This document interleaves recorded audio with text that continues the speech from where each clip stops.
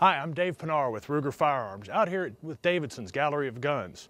I want to talk to you a little bit today about how to properly find out if a weapon actually fits your hand. Please note I've got a SR 1911 here, unloaded, and just want to show you a couple of tips for those of you who are looking at prospective guns, making sure that the weapon actually fits you. One of the things that I've seen with a lot of people is that they try to force themselves to use a gun that is either too small or too large for their hand. So this is one tip that I like to show people, how to make sure that one of the first things you check is that that gun is going to be comfortable for you to shoot. What I always do is I tell people the first thing they need to do is actually make a U out of their hand. And if you'll notice, I'm making a U out of my hand where it's coming straight down my forearm.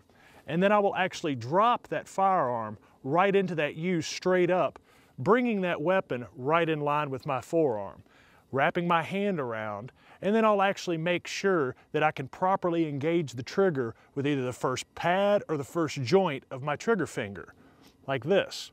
One thing we will see a lot of times is people with either larger, meatier hands or people with really small hands or short fingers will, unfortunately, to be able to properly engage the trigger, will have to move their hand around to engage that trigger properly. And if you'll notice now, the weapon is not coming straight down my hand, the weapon is actually coming straight back into the joint of my thumb.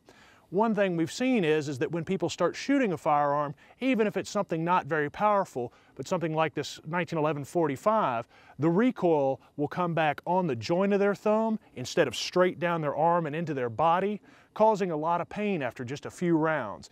This leads people to not want to shoot. It leads to a very unenjoyable shooting experience. They don't want to train with their gun. Therefore, they're not performing as well as they could. So when you're out there looking for a gun, prospective buyer, one of the first things I always encourage people to do is make sure that that weapon does fit their hand properly. And that's an easy, quick way for you to tell whether that gun is going to be good for you or not.